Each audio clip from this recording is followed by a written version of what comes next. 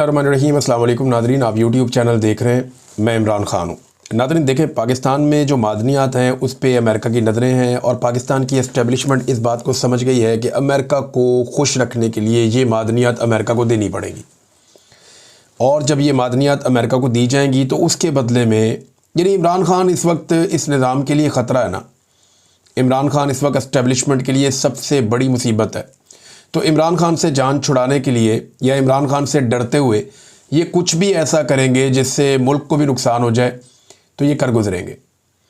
मिसाल के तौर पे अभी मादनियात वाला मामला है या दीगर बहुत सारे मामलात हैं, या इसराइल को तस्लीम करने वाला मामला कल को अगर आ जाता है, या अपनी खारजा पॉलिसी को बड़े बड़े ममालिक की या मगरबी ममालिक की मर्ज़ी के मुताबिक मोल्ड करने का मामला अगर आ जाता है तो पाकिस्तान की एस्टेब्लिशमेंट वो सारा कुछ करेगी जिससे एस्टेब्लिशमेंट के जो करता धरता या उनके आका हैं जो मगरिब में बैठे हैं वो इमरान ख़ान से उन्हें बचाएं, या इमरान ख़ान के लिए इंसाफ तलब ना किया जा सके, या आलमी सतह पे इमरान ख़ान के लिए कुछ संजीदा आवाज़ें ना उठें इंसाफ के लिए।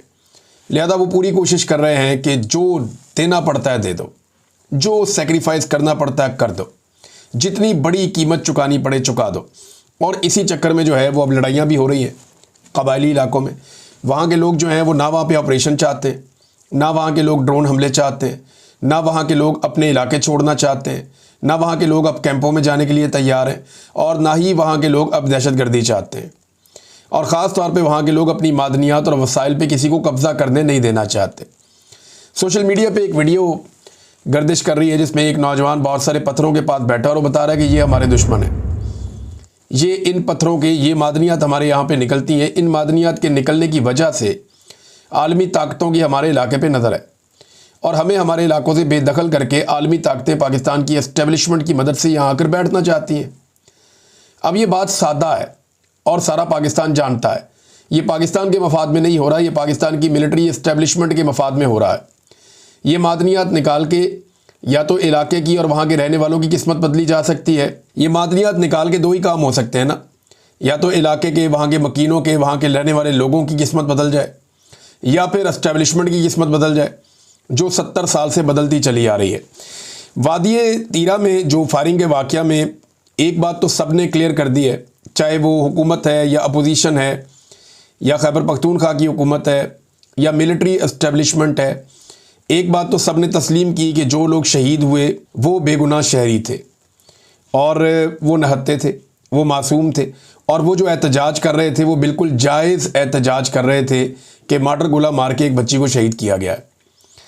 अब दो तरह के लोग हैं, जो हुकूमती या एस्टेब्लिशमेंट के कैंप के लोग हैं वो ये कह रहे हैं कि ये फायरिंग खवारिज ने की है या शरपसंदों ने या दहशतगर्दों ने की है, जबकि तहरीक इंसाफ के वज़रा हों, मकामी अवामी नुमाइंदे हों, वहाँ के MNAs या MPAs हैं और खैबर पख्तूनख्वा की सियासी जमातों के रहनुमा हैं, ये सारे ज़िम्मेदारी फ़ौज पे डाल रहे हैं। जैसा कि एमल वली ख़ान है, जुनेद अकबर हैं, सुहेल अफरीदी हैं, इकबाल अफरीदी हैं, शानदाना गुलजार हैं, मोहसिन दावड़ हैं, जमात इस्लामी के सेनेटर मुश्ताक हैं और दीगर बहुत सारे लोग हैं। ये ज़िम्मेदारी डाल रहे हैं पाकिस्तान की मिलिट्री पर कि उन्होंने गोली चलाई है, और वीडियोज़ भी वो दिखाई दे रही हैं। मकामी सहाफ़ी भी ये कह रहे हैं कि जनाब गोली तो फ़ौज ने चलाई है और उसके नतीजे में जो है वो सिविलियन जाँ बहक हुए हैं।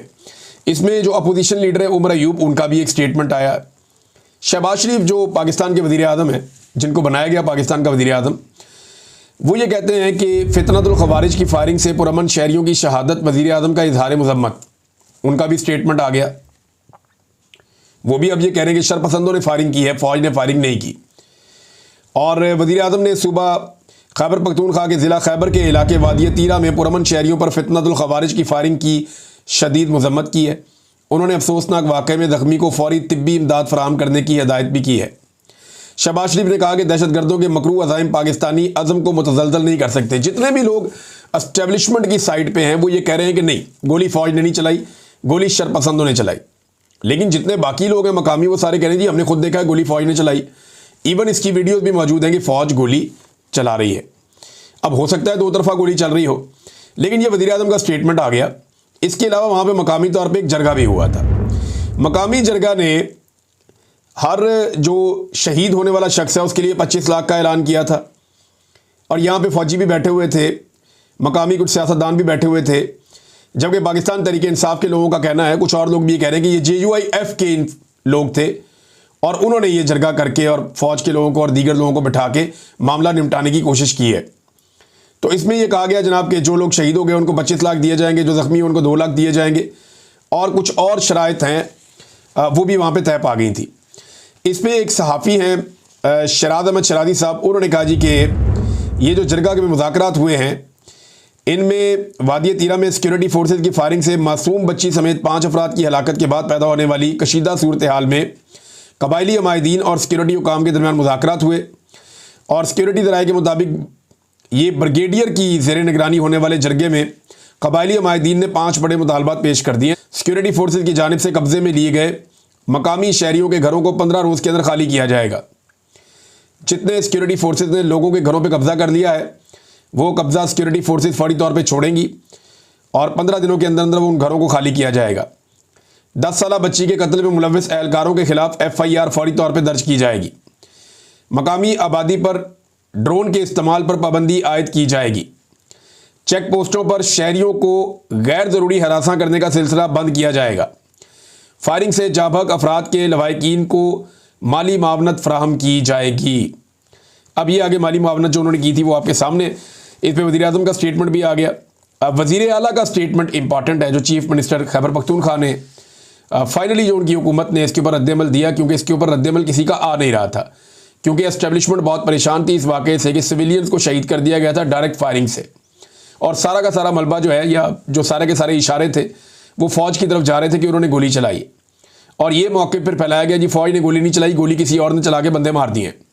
लेकिन फिर वीडियोज़ भी आ गई और बयानात भी आ गए MNAs के, MPs के, तमाम लोगों के, मकामी क़यादत के, जो वहाँ के अवाम है उनके भी।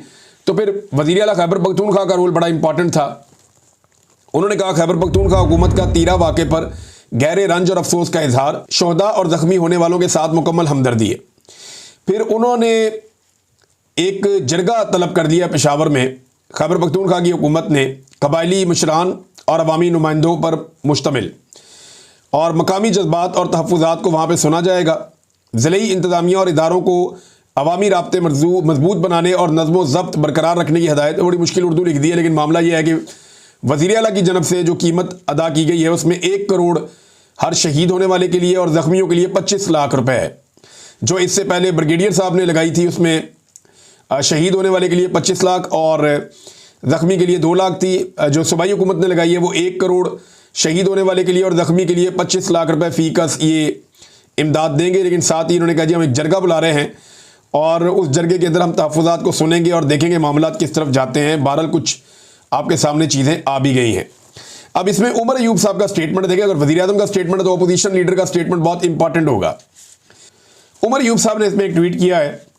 उमर अयूब साहब का जो ट्वीट है वो अंग्रेज़ी में है, उसका ट्रांसलेशन मैंने यहाँ पे निकाला, मैं आपके सामने रख देता हूँ।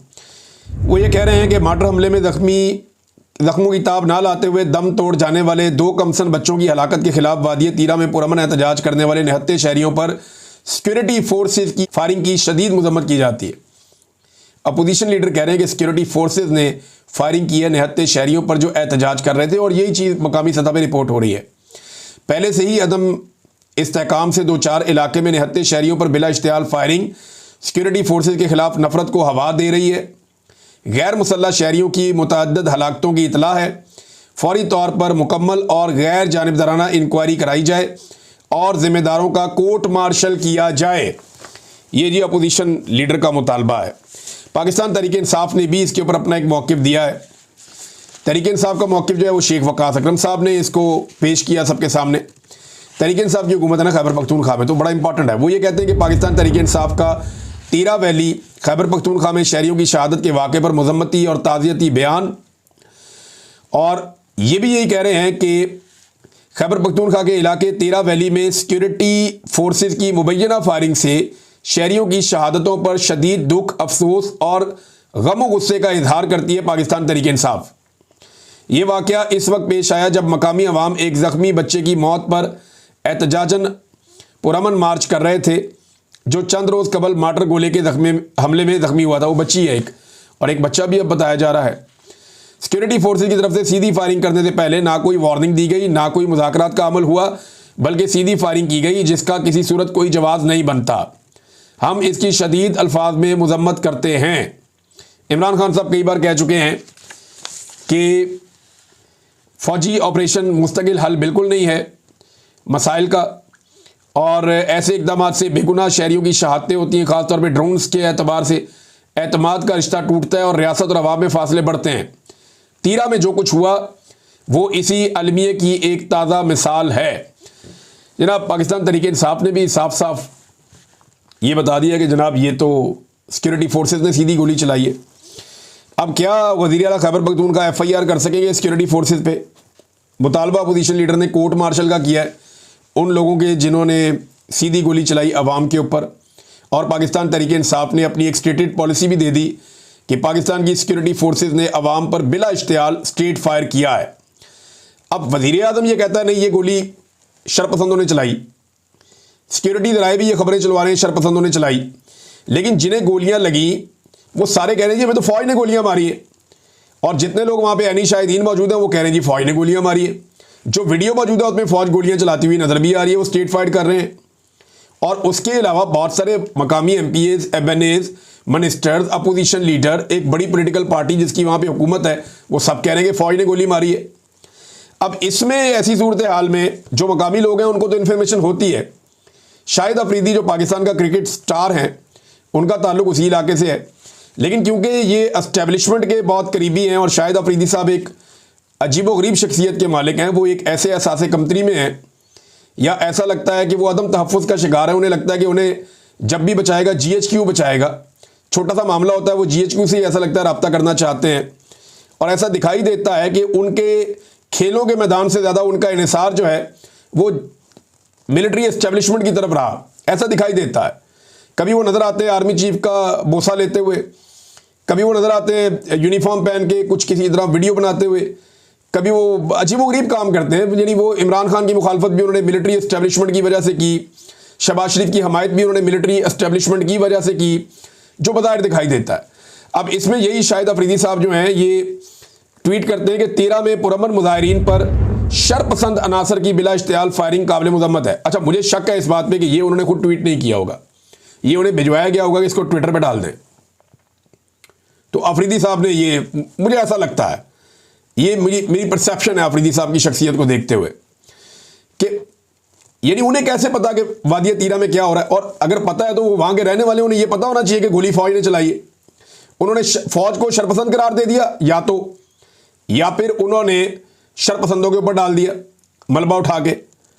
और तीरा के गयूर और मुहिब्बे वतन पाकिस्तानियों ने वतन के लिए कभी कुर्बानी देने से दरेग नहीं किया। उम्मीद करता हूँ शरपसंदों को जल्द कैफरे किरदार तक पहुँचाया जाएगा। शाहिद अफरीदी साहब हमेशा चलती मशीन में हाथ डाल देते हैं और हर दफ़ा इनके साथ बुरी होती है। पाकिस्तानी अवाम ने वो दुर्गत बनाई है, हालांकि कौमी हीरो है, क्रिकेट खेली है बहुत अच्छी, लंबे अरसे तक पाकिस्तानी टीम में रहे हैं, बतौर बॉलर बड़ा अच्छा परफॉर्म किया है। बैटिंग में तो अफरीदी साहब अंडों वाली सरकार ही रहे, छिक्के विक्के मार देते थे लेकिन साथ ही आउट भी हो जाते थे। दिल ही धड़कता रहता था टीवी देखने वालों का, पता नहीं कब कितना खेलेंगे और कब आउट हो जाएंगे। लेकिन एक बात है कि बॉलिंग इन्होंने बहुत अच्छी की है, बड़े टैलेंटेड बॉलर थे, बड़े अच्छे फील्डर थे शाहिद अफरीदी साहब, एक अच्छा स्पोर्ट्समैन था। लेकिन ये एक अजीबोगरीब डगर पे चल पड़े हैं। शायद ये एहसास महरूमी का या अदम तहफ़्फ़ुज़ का शिकार है। इन्हें लगता है कि शायद मेरे ऊपर से हाथ उठ गया तो पता नहीं क्या हो जाएगा मेरे साथ, और लोग जो है वो दुर्गत बना रहे हैं, हजामत कर रहे हैं। नीचे इनके ट्वीट के नीचे जाके खुद पढ़ लेंगे लोग आपके बारे में क्या सोच रहे हैं। और आपके अपने जो मकामी लोग हैं वो ये कह रहे हैं कि यार आप पश्तूनों के बारे में ये जुल्म तो ना करें ना। एक तो उनका खून बह रहा है, ऊपर से आप बजाय कातिल का नाम लेने के जिसने गोली चलाई है, आप मकतूल के ऊपर जो है उसके खून को इधर उधर कर रहे हैं, या आप हकायक से लोगों को गुमराह कर रहे हैं। ये ज़्यादती है, ये नहीं होना चाहिए। इसके ऊपर लोग आवाज़ उठा रहे हैं। नाज़रीन, एक और ख़बर है, ये पहले खबर आप पढ़ें ज़रा, देखें आप खबर क्या है। ये टिकर चल रहे हैं टीवी चैनल्स पे, और ख़बर ये है कि सुप्रीम कोर्ट के जजेस के अलाउंसेस में इजाफा कर दिया गया। सुप्रीम कोर्ट के जजेस के अलाउंसेस में जो इजाफा किया गया, जजेस का हाउस रेंट 68,000 से बढ़ाकर 3.5 लाख कर दिया गया। जुडिशल अलाउंस बढ़ाकर 10,90,000 कर दिया गया। और भी बहुत सारे इनकी मौजें लगी हुई हैं जजों की। आप गौर करें कि जब से मिलिट्री एस्टेब्लिशमेंट ने पाकिस्तान में रजीम तब्दील किया है, फ़ायदा किसको हुआ और नुकसान किसको हुआ। पहले उन लोगों की बात करते हैं जिनको फ़ायदा हुआ। जजेस जो हैं उनका तो सारा तरीक़ाकार ही बदल गया। जजेस की मुराद बढ़ गई, जजों की तनख्वाहें बढ़ गई, जजों की मौजें बढ़ गई। फिर आप देखें सदर और वज़ीर आज़म हाउस, वज़ीर आला हाउस, इनके अखराजात बहुत ज़्यादा बढ़ गए, इनकी मौजें बढ़ गई। हत्ता कि वज़ीर आला पंजाब ने तो ये भी कर दिया कि वो जितने मर्जी इश्तिहार छापे